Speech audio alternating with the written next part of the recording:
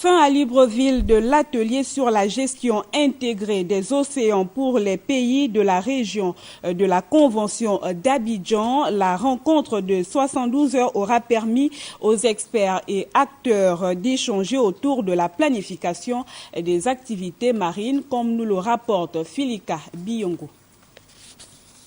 La gestion intégrée des océans passe nécessairement par l'appropriation des acteurs, des outils de planification de l'espace marin.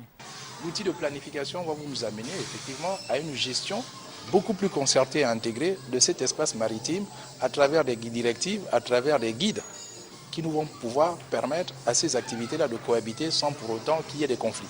Au terme de cette rencontre, nous pensons que véritablement les objectifs ont été atteints.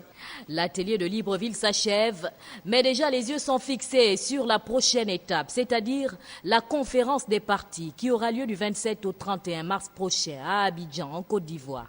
Pour nous, il est important que les enjeux de la région ouest-africaine soient adressés et que la Convention d'Abidjan puisse quand même avoir un regard là-dessus et que des décisions majeures qui concourent effectivement à un développement ou une utilisation durable de ces ressources soient prises par la Convention lors de la COP12 d'Abidjan.